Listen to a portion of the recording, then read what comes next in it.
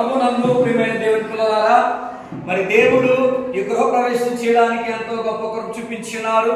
మరి గృహంలోనికి వచ్చినటువంటి మరి లాజరు గారి యొక్క కుటుంబం మరి దేవుడు ఇచ్చిన బెడ్రూమ్ లో వారు పడుకునేటప్పుడు కానీ వారి గృహంలో నివాసం చేసేటప్పుడు దేవుని యొక్క క్షేమము, దేవుని యొక్క కృప, ఆశీర్వాదం వారికి ఉండాలని, సుఖ నిద్ర, సంతోషము, ఆయన ఆరోగ్యాన్ని దేవుడి కుటుంబంలో వారికి అనుగ్రహించినట్లు మరొక ప్రార్థన చేసుకొని ఈ యొక్క గృహాన్ని ప్రార్థన ద్వారా ప్రతిష్ఠిద్దాం.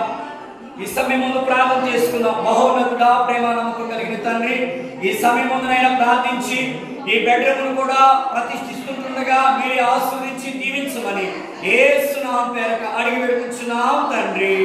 ఆమేన్. తండ్రి యొక్క పరిశుద్ధ ఆత్మ యొక్క నామములో యొక్క బెడ్రూమ్ను ప్రతిష్ఠిస్తున్నాం. చెప్పడం ఈ గృహంలోకి ప్రవేశిద్దాం. ఎన్ని తలచినా ఏది అడిగినా జరిగేది నీ చిత్తమే.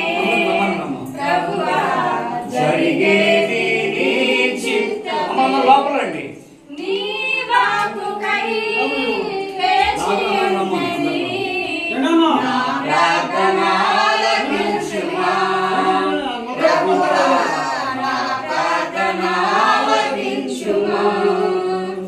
ప్రభునందు ప్రియమైనటువంటి దేవుని బిడ్డలారా, ఆమేన్ చెప్పండి. ఈ ఇంటికి క్షేమము కలుగును గాక, ఈ ఇంటికి ఆశీర్వాదము కలుగును గాక.